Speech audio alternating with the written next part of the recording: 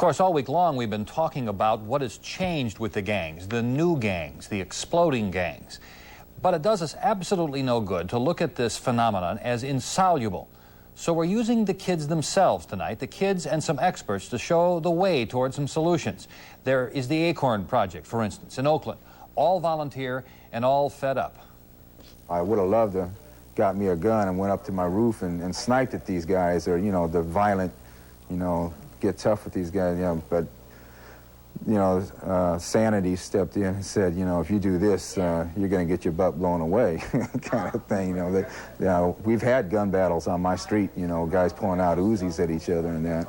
And I figure if something violent's going to have to happen, I'll leave that to the police department. Paul Malone is an Oakland mailman, a member of Acorn, a community group with several political agendas, but one of them is ridding the streets of drug dealers. They've taken over your community. You have no freedom. You know, you can't let your kids go outside. My kids have, you know, we found syringes and that on the side of the house, and other people have also, and little plastic bags with the residue of the cocaine left on the side of the house and that. So you really feel oppressed, and it's a real high stress level. Small groups, cliques of dealers use the streets as open-air drug markets. They bring a constant threat, sometimes the reality of violence to neighborhoods.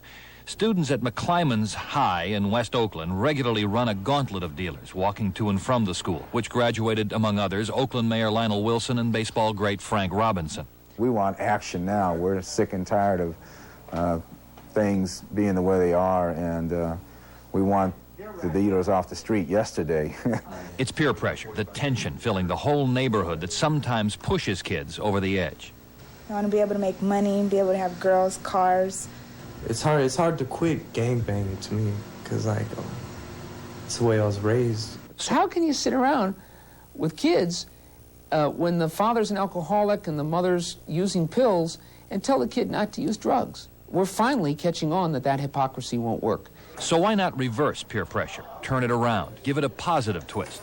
At San Jose's Solari Center, a new program trains teens to handle their own crisis hotline. These young people are quite aware of the pressures and the pain people their age can face. I've known a lot of friends that come to me for advice because they have, like, real breakdowns because their parents' case on them, or their boyfriends or girlfriends just turn away. I hung around a lot of older guys, so I thought, if I do drugs, I'm going to be like them, you know, I'm going to be bad, you know. Or like if your parents are using drugs, that's, you know, you can start using from them, because most people look up to their parents, so they're going to say, well, my dad does this, you know, why can't I do it? There's nothing bad about that. Now, tomorrow night we'll have more with groups like Solari, a direction for the Bay Area gang for you, where the crack gangs are only beginning to gain a foothold. That's the case here. Tomorrow night will involve a lot of work for, we think, the average viewer, because what we're going to say about the gangs and where it's going to go over the next 2 nights will simply mean a whole lot of work for the whole society. But there is a direction that most people feel we have to take.